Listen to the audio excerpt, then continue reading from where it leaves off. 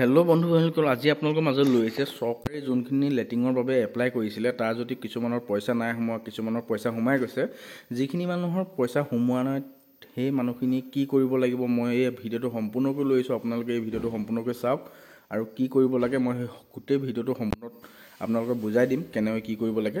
তাৰ বাবে মোৰ ভিডিঅ'টো শেষলৈকে চাওক। আৰু এইটো আপোনালোকৰ এইটো ছাইডলৈ আহিব, এইটো ছাইটৰ লগ ইন কেনেকৈ কৰিব তাৰ বিষয়ে মই ভিডিঅ' অলৰেডি বনাই ৰাখিছোঁ। আপোনালোকে মোৰ চেনেলত গৈ পিনি ভিডিঅ'টো চাব পাৰিব কেনেকৈ ৰেজিষ্ট্ৰেশ্যন কৰিব পাৰে। তো আপোনালোকে ৰেজিষ্ট্ৰেশ্যন কৰি ল'ব। ৰেজিষ্ট্ৰেশ্যন কৰাৰ পিছত মই ইয়াত লগ ইন কৰিম ডাইৰেক্ট। লগ ইন কৰাৰ পিছত যিটো লিখিছে লগ ইন পাব্লিক গ্ৰিভেঞ্চ বুলি যিটো আছে অপশ্যন, তাত আপোনালোকে ক্লিক কৰিব লাগিব। তাত ক্লিক কৰি দিয়াৰ লগে লগে পেজটো লোড হৈ পিনি আপোনালোকৰ এটা নতুনকৈ পেজ খুলিব। ইয়াত আপোনালোকে টিক মাৰ্ক মাৰি ছাবমিট অপশ্যনটোত ক্লিক কৰি দিব। ছাবমিট অপশ্যনটোত ক্লিক কৰি দিয়াৰ পিছত আপোনালোকৰ ইয়াত এনেকৈ ওলাব। এনেকৈ ওলোৱাৰ পিছত আপোনালোকে ইয়াত একো কৰিব নালাগে। ইয়াত আপোনালোকৰ তলত দেখিব মোৰ অপশ্যন এটা আছে, সেই মোৰ অপশ্যনটোত আপোনালোকে চিলেক্ট কৰিব। মোৰ অপশ্যনটো চিলেক্ট কৰি দিয়াৰ পিছত আপোনালোকে তললৈ স্ক্ৰল কৰি আনিব। স্ক্ৰল কৰি অনাৰ পিছত আপোনালোকে ইয়াত দেখিব যে ড্ৰিংকিং ৱাটাৰ এণ্ড চেনিটাইজেশ্যন বুলি যিটো অপশ্যন আছে তাত আপোনালোকে চিলেক্ট কৰি দিব। তাত চিলেক্ট কৰি দিয়াৰ পিছত আপোনালোকৰ পেজটো অকণমান লোড হৈ পিনি আকৌ এনেকৈ খোল খাব। এনেকৈ খোল খোৱাৰ পিছত 2 নম্বৰ অপশ্যনটো আপোনালোকৰ ইয়াত চিলেক্ট কৰিব পাৰিব।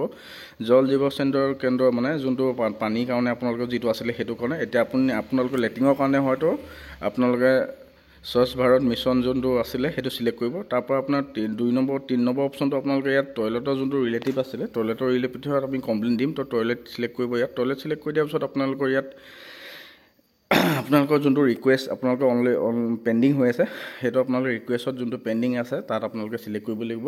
ইয়াত আপোনাৰ যিটো যোনখন গাঁৱৰ পৰা আপুনি কমপ্লেইনটো দিব সেই গাঁওখনৰ আপোনালোকৰ নামটো লিখি দিব মানে যোনখন গাঁও হয় আপোনালোকৰ ৰেভিনিউ ভিলেজটোৰ নামটো লিখি দিব। আৰু মোৰ ভুল হৈ গ'ল, এটা থাকি গ'ল, মানে ষ্টেটটো আপোনালোকে চিলেক্ট কৰিবলৈ থাকি গৈছে। ইয়াত মই আপোনালোকৰ ষ্টেটটো চিলেক্ট কৰি দিব। ষ্টেটটো আপোনালোকে চিলেক্ট কৰি ল'ব। মোৰ ইয়াত থাকি গৈছিলে। তো ইয়াত আপোনালোকে ষ্টেটটো আছাম বুলি চিলেক্ট কৰি ল'ব। আছাম বুলি চিলেক্ট কৰি দিয়াৰ পিছত তলত আপোনাৰ ৰেভিনিউ ভিলেজখন দি দিব যোনখনৰ পৰা আপুনি কমপ্লেইন দিছে।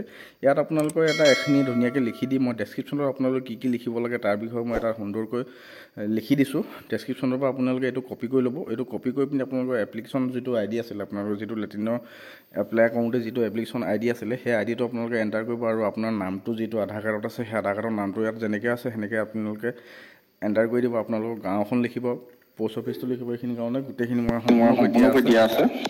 আপোনাৰ পোষ্ট অফিচটো লিখি দিব। এইখিনি আপোনালোকে মই ডেছক্ৰিপশ্যনত দি ৰাখিম। এইখিনি আপোনালোকে কপি কৰি ল'ব। তাৰপৰা আপোনালোকে যিটো কমপ্লেইন দিব তাত আপোনালোকে এইখিনি এণ্টাৰ কৰি দি পিনি আপোনালোকৰ যিটো এড্ৰেছ আছে বা আপোনাৰ আধাৰ কাৰ্ডৰ নম্বৰ, মোবাইল নম্বৰ যি আছে আপোনালোকে ইয়াত এণ্টাৰ কৰি ল'ব ধুনীয়াকৈ। এণ্টাৰ কৰি পিনি আপোনালোকে ইয়াত আপোনালোকৰ এটা ডকুমেণ্টছ আপলোড কৰিব লাগিব। তো আপোনালোকে এপ্লাই কৰোঁতে আধাৰ কাৰ্ড আৰু বেংক একাউণ্ট দিছিলে, সেই আধাৰ কাৰ্ড আৰু বেংক একাউণ্ট দুয়োটা স্কেন কৰি ল'ব। স্কেন কৰি দিয়াৰ পিছত নহ'লেও ফটো মাৰি PDF বনাই ল'ব। PDF বনাই পিনি ইয়াত আপলোড কৰিব লাগিব। যদি মোৰ চেনেলটো নতুন আহিছে চেনেলটো ছাবস্ক্ৰাইব কৰিব। ভিডিঅ'টো ভাল লাগিলে লাইক কমেণ্ট শ্বেয়াৰ কৰিব। তো ইয়াত আপোনালোকে এনেকৈ গোটেইখিনি সম্পূৰ্ণকৈ ফিল আপ কৰি দিয়াৰ পিছত আপোনালোকে PDFটো স্কেন কৰি ল'ব। স্কেন কৰি বা নহ'লে ফটো বনাই যিটো আপোনাৰ PDF আছে আজিকালি অনলাইনতে পাৰি, এইটো হেৰি কৰি ল'ব। এইটো আপুনি এটেক্সত ক্লিক কৰিব। এটেক্সত ক্লিক কৰি দিয়াৰ পিছত ইয়াত ছাকচেছফুল হৈ যাব। তাৰপৰা আপোনালোকে নেক্সট বাটনত ক্লিক কৰি দিব। নেক্সট বাটনত ক্লিক কৰি দিয়াৰ পিছত আপোনালোকৰ অকণমান লোড হৈ পিনি এটা নতুন পেজ খোল খাব। সেই নতুন পেজটোত আপোনালোকে আকৌ আপোনালোকৰ নিজৰ ডিটেইলছখিনি ভৰাব লাগিব, ফিল আপ কৰিব লাগিব। কমপ্লেইন ভালকৈ পঢ়ি ল'ব। আপোনালোকৰ যিটো নাম আছিলে আধাৰ কাৰ্ডত সেই নামটো আকৌ প্ৰথমৰ পৰা আপোনালোকে ইয়াত এণ্টাৰ কৰি দিব। আৰু আপোনালোকৰ জেণ্ডাৰটো চিলেক্ট কৰিব। যিটো জেণ্ডাৰ আপোনাৰ মেল হয় ফিমেল হয় যি আছিলে সেইটো আপোনালোকে চিলেক্ট কৰিব। তাৰপৰা আপোনাৰ ষ্টেটটো যিটো অট'মেটিক চিলেক্ট থাকিব, কেণ্ডিডেটটো চিলেক্ট থাকিব। আৰু আপোনালোকে যিটো ডিষ্ট্ৰিক্ট আছিলে সেই ডিষ্ট্ৰিক্টটো আপোনালোকে সুন্দৰকৈ চিলেক্ট কৰি ল'ব। আপোনালোকৰ যিটো ডিষ্ট্ৰিক্ট হয় সেই ডিষ্ট্ৰিক্টটো চিলেক্ট কৰিব।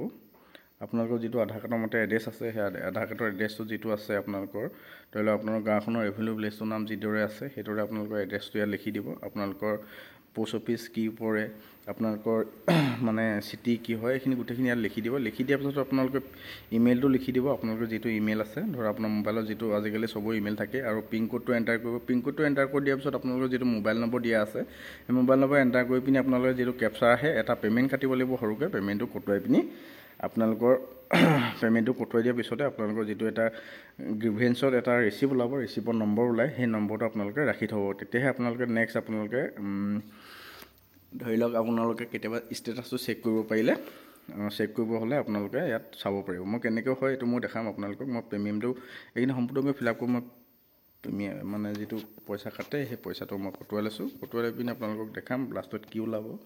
তো মোৰ ভিডিঅ'টো শেষলৈকে চাই থাকক। মই পইচাটো গোটেইটো সম্পূৰ্ণকৈ কটোৱাই লৈছোঁ, কাৰণ এজন মানুহে পোৱা নাছিলে লেট্ৰিনৰ পইচা। তো সেইটো কাৰণে মই কমপ্লেইনটো দি দিছোঁ যাতে এখেতে পইচাটো পাব লাগে।